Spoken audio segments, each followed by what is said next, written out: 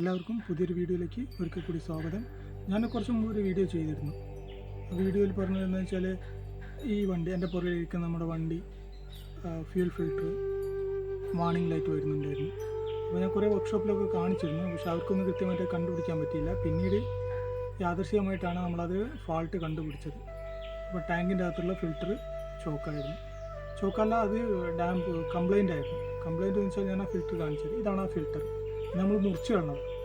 അപ്പോൾ ഇന്നത്തെ വീഡിയോയിൽ നമ്മൾ ഈ ഫിൽറ്റർ എങ്ങനെയാണ് മാറ്റിയിട്ട് പുതിയ ഫിൽറ്റർ വെച്ചാണ് ഞാൻ നിങ്ങൾ വീഡിയോ കാണിച്ചു തരുന്നത്. ഇതാണ് അതിൻ്റെ ടാങ്കിൻ്റെ അകത്തുള്ള ഫിൽറ്റർ. ഈ വണ്ടി ഇറങ്ങിയതിന് ശേഷം ഇത് CRD എഞ്ചിനാണ്. ഇതിന് ശേഷം എംഹോക്ക്, ഇതേ വർഷം തന്നെ എംഹോക്ക് 2 എഞ്ചിൻ ഇറങ്ങിയിരുന്നു. CRD ഉണ്ടായിരുന്നു, എംഹോക്ക് ഉണ്ടായിരുന്നു. അപ്പോൾ എംഹോക്കിന് അവർ പിന്നീട് മോഡിഫൈ ചെയ്തിട്ട് വേറൊരു ഫിൽറ്ററാണ് വെച്ചിരുന്നത്. അപ്പോൾ ആ ഫിൽറ്ററിൻ്റെ ഫോട്ടോ ഞാൻ കാണിച്ചു തരുന്നുണ്ട്. അപ്പോൾ നമുക്ക് ആ ഫിൽറ്റർ പിന്നെ കിട്ടുമെന്ന് വെച്ചാൽ കമ്പനിയിലൊക്കെ അന്വേഷിച്ചപ്പോൾ, സർവീസ് സെൻറ്ററിൽ ചോദിച്ചപ്പോൾ അവർ പറഞ്ഞു അതിൻ്റെ പ്രൊഡക്ഷനൊക്കെ നിർത്തിയതാണ്, പഴയ വണ്ടിയാണ്, അതിനെക്കൊണ്ട് പ്രൊഡക്ഷനൊക്കെ നിർത്തിയാണ്, ആ സാധനം ഒന്നും കിട്ടില്ലാന്ന്. പിന്നെ നമ്മൾ അന്വേഷിച്ചത് ഈ സെക്കൻഡറി മാർക്കറ്റ്, ഈ സ്ക്രാപ്പുള്ള ഇടത്തിൽ. അപ്പോൾ അവിടെ അന്വേഷിച്ചപ്പോൾ വണ്ടിയുടെ ഇതേപോലത്തെ വണ്ടി പൊളിച്ചാൽ മാത്രമല്ലേ നമുക്ക് കിട്ടും. അപ്പോൾ അങ്ങനത്തെ അത് കിട്ടാനില്ല. അപ്പോൾ നമ്മൾ കോയമ്പത്തൂർ അവിടെ ഇവിടെ കിട്ടാവുന്ന സ്ഥലങ്ങളിലൊക്കെ നമ്മൾ അന്വേഷിച്ചു, ഏജൻറ്റ് വഴിയൊക്കെ ഡൽഹിയിലൊക്കെ അന്വേഷിച്ചു. അവർ ചിലർ പറഞ്ഞ് കിട്ടും, അയച്ചു തരാമെന്നൊക്കെ പറഞ്ഞു. അപ്പോൾ അത്രയും ദിവസം നമുക്ക് വണ്ടി ഇടാൻ പറ്റില്ലല്ലോ. വണ്ടി സ്റ്റാർട്ടാവും, കുറച്ച് ഓടുമ്പോൾ ഓഫായി പോകുമായിരുന്നു പ്രശ്നം. അപ്പോൾ അതിന് ശേഷം വെറുതെ തലയിലൊരു ബുദ്ധി തോന്നിയതാണ്. ഞാൻ ഈ എംഹോക്കിൻ്റെ ഫിൽറ്റർ ഞാൻ കണ്ടായിരുന്നു, ഞാൻ നിങ്ങൾക്ക് ഇപ്പോൾ കാണിച്ചു തരാം. അപ്പോൾ അങ്ങനെ തോന്നിയൊരു ബുദ്ധിയാണ്, എന്തുകൊണ്ട് നമുക്ക് മോഡിഫൈ ചെയ്തുകൂടാണ്. അപ്പോൾ ഞാൻ വർക്ക്ഷോപ്പിലാരോട് ചോദിച്ചു, അല്ല നമുക്ക് ഈ സാധനം ഒന്ന് ഫിൽറ്റർ മോഡിഫൈ ചെയ്താൽ എന്താണ്. അപ്പോൾ ഇവർക്ക് അത്ര കോൺഫിഡൻ്റ് ഒന്നും ഇല്ലായിരുന്നു. ഇപ്പോൾ കട്ട് ചെയ്ത് ഹൈറ്റിൽ വ്യത്യാസം വന്നു കഴിഞ്ഞാൽ വലിയ പ്രശ്നമാണ്. പിന്നെ നമ്മൾ ഉദ്ദേശിച്ച റിസർവ് കണ്ടീഷനിൽ നമുക്ക് എന്തുകൊണ്ട് ചെയ്യും, ടാങ്കിൽ നിന്ന് ഡീസൽ എടുക്കത്തില്ല. അപ്പോൾ വഴിയിലൊക്കെ ചിലപ്പോൾ എന്തുകൊണ്ട് ചെയ്യും, നിന്നു പോകാനൊക്കെ സാധ്യത വണ്ടി. അതുപോലെ അത് ഭയങ്കര സ്പെസിഫിക് ആയിട്ടുള്ളൊരു സംഭവമാണ്. അപ്പോൾ അതിൻ്റെ ലെങ്ത്തൊക്കെ വളരെ അക്യുറേറ്റ് അളന്നിട്ടൊക്കെ ഉണ്ടാക്കുന്നതാണ്. അപ്പോൾ നമ്മൾ അതുകൊണ്ടാണ് വർക്ക്ഷോപ്പിൽ ഒരു പറഞ്ഞതെന്ന് വെച്ചാൽ റിസ്ക്കാന്നൊക്കെ പറഞ്ഞു. പക്ഷേ നമ്മളത് ചെയ്തു, സക്സസ് ആയി. അപ്പോൾ നമ്മൾ വണ്ടിയൊക്കെ എടുത്തിട്ട് ഇഷ്ടം പോലെ ഓടി. അപ്പോൾ വണ്ടി പിന്നെ ഓഫായിട്ടില്ല. അപ്പോൾ ഈ ഫിൽറ്ററിൻ്റെ പ്രശ്നം എന്താണെന്ന് വെച്ചാൽ, ഇതാണ് അതിൻ്റെ ടാങ്കിൻ്റെ അകത്തുള്ള ഫിൽറ്റർ. ഇതിൻ്റെ ഫുൾ ഫിൽറ്റർ ഞാൻ കട്ട് ചെയ്യാണ്ട് ഞാൻ കാണിച്ചു തരുന്നു നിങ്ങൾക്ക്. ഞാൻ ഇത് കട്ട് ചെയ്തെടുത്ത് മാറ്റിയതാണ്. അപ്പോൾ ഈ നമ്മുടെ പൈപ്പ് കട്ടിംഗ് ഒക്കെ ഉണ്ടല്ലോ, പൈപ്പ് കട്ടർ, അത് ഗ്യാസിൻ്റെയൊക്കെ ലൈനൊക്കെ കട്ട് ചെയ്യുന്ന ഒരു കട്ടറുണ്ട്. ആ കട്ടർ ഉപയോഗിച്ചിട്ടാണ് ഞാനിത് കട്ട് ചെയ്തത്. ആ കട്ടർ വാങ്ങിച്ചാണ് ഓൺലൈനിൽ 200-250 ഉറുപ്പിയുള്ളൂ. കാരണം എക്സാക്റ്റ് കട്ടിങ് വേണം, അല്ലെങ്കിൽ എയറുടെ കൂടെ എയർ കയറിക്കാണ്. പിന്നെ വെൽഡർ നല്ല ടോപ്പ് വെൽഡർ ആയിരിക്കണം. വെൽഡിങ് അല്ല നടത്തിയത്, നമ്മൾ ബ്രേസിംഗ് ആണ് നടത്തിയത്. കോപ്പർ വെച്ചിട്ട് ചെയ്യുന്നുണ്ടല്ലോ, അപ്പോൾ അത് വെച്ചിട്ടാണ് നമ്മൾ ചെയ്തത്.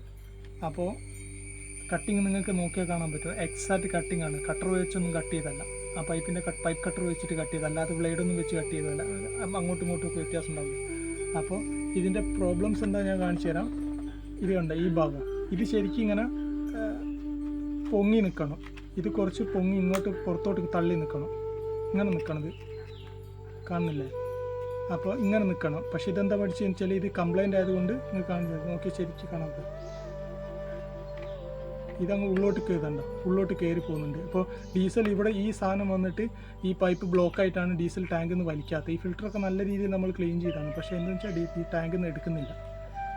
അപ്പോൾ നമ്മൾ ഇതിങ്ങനെ പുറത്തോട്ട് തള്ളി നിൽക്കണം, എന്നാൽ മാത്രമേ ഡീസൽ 4 ഭാഗത്തും പോയി. ഇതിപ്പോൾ അടിയിൽ പോയിട്ട് ഈ പൈപ്പിനെ തട്ടി ബ്ലോക്കായി പോകുന്നുണ്ട്. ഇതാണ്, അതുകൊണ്ടാണ് നമ്മൾ മുറിച്ച് മാറ്റി ഫിറ്റ് ചെയ്തത്. അപ്പോൾ ഇത് എങ്ങനെയാണ് മുറിച്ചതെന്നും മാറ്റിയതെന്നും ഫിറ്റ് ചെയ്തതെന്നും വെൽഡ് ചെയ്തിട്ട് എങ്ങനെയുണ്ട് എന്നൊക്കെ ഞാൻ നിങ്ങൾക്ക് വീഡിയോയിൽ കാണിച്ചു തരാം. അപ്പോൾ നമുക്ക് വീഡിയോയിലേക്ക് പോകാം. ഇതാണ് നമ്മൾ മോഡിഫൈ ചെയ്യാൻ ഉദ്ദേശിച്ച ഫിൽറ്റർ. ഇത് ടാങ്കിൽ നിന്ന് അഴിച്ചു വെച്ചാണ്. അപ്പോൾ ഇത് ഫുള്ള് ഫിൽറ്ററാട്ടോ. ഈ ഫിൽറ്ററാണ് നമ്മൾ മോഡിഫൈ ചെയ്യുന്നത്. അത്രയും ലെങ്ത് ഉണ്ട്. അപ്പോൾ നമ്മൾ സാധാരണ പോലെ തന്നെ ഡീസൽ ടാങ്ക് ഇറക്കണം. ഉള്ള ഡീസലൊക്കെ നമ്മൾ വേറെ ടാങ്കിലോട്ട് മാറ്റുന്നുണ്ട്. അപ്പോൾ നമ്മൾ വഴി അഴുക്കായി കിടക്കുന്ന ഡീസൽ ടാങ്ക്, അപ്പോൾ നമ്മൾ സർവീസ് സെൻറ്ററിൽ കൊടുത്തിട്ട് നമ്മൾ അതൊന്ന് വെള്ളം അടിച്ച് ക്ലീൻ ചെയ്യുന്നുണ്ട്. കുറേ പെയിൻറ്റൊക്കെ പോയിട്ടുണ്ടായിരുന്നു, അവിടെയൊക്കെ നമ്മൾ ടച്ചപ്പ് ചെയ്യുന്നുണ്ട്. അപ്പോൾ എല്ലാം ക്ലീനിങ്ങൊക്കെ കഴിഞ്ഞു. അപ്പോൾ നമ്മൾ അതിൻ്റെ മുകളിൽ കുറച്ച് എപ്പോക്സി പ്രൈമറൊക്കെ അടിച്ചിട്ടാണ്. ഇനി പിന്നീട് തുരുമ്പോൾ ഇനി അഴിക്കത്തില്ലല്ലോ, അപ്പോൾ അതുകൊണ്ട് ക്ലീൻ ആക്കി വെച്ചാണ്.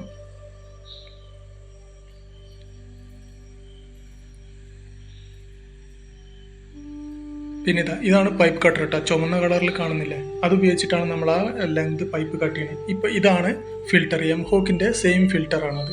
അപ്പോൾ ആ ഫിൽറ്റർ നമ്മൾ കറക്റ്റ് ലെങ്ത് വെച്ചിട്ട് അവിടെ നിന്ന് കട്ട് ചെയ്ത് മാറ്റിയിട്ട് ഈ ഫിൽറ്റർ അവിടെ ബ്രേസ് ചെയ്തെടുക്കുന്നതാണ്. കണ്ട, അപ്പോൾ നമ്മളത് കട്ട് ചെയ്തിട്ട് എക്സാക്റ്റിൽ അവിടെ കൊണ്ടുപോയിട്ട് ജോയിൻ്റ് അടിച്ച് ബ്രേസ് ചെയ്ത് ഇതാണ് ശരിക്കും എംഹോക്കിന് പിന്നീട് കമ്പനി ഇറക്കിയ ഫിൽറ്റർ. കണ്ട, അവിടെ ബ്രേസ് ചെയ്ത്.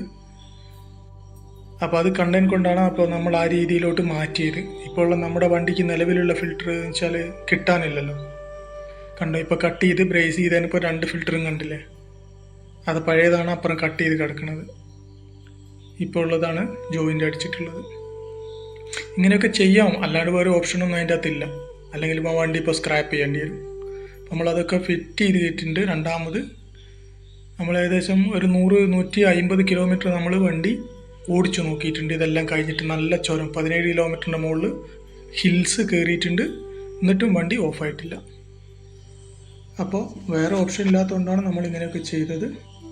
അപ്പോൾ സക്സസ് ആയിട്ടുണ്ട്. അപ്പോൾ വീഡിയോ കണ്ട എല്ലാവർക്കും നന്ദി, നമസ്കാരം. അപ്പോൾ മറ്റൊരു വീഡിയോ ആയിട്ട് നമുക്ക് വീണ്ടും കാണാം.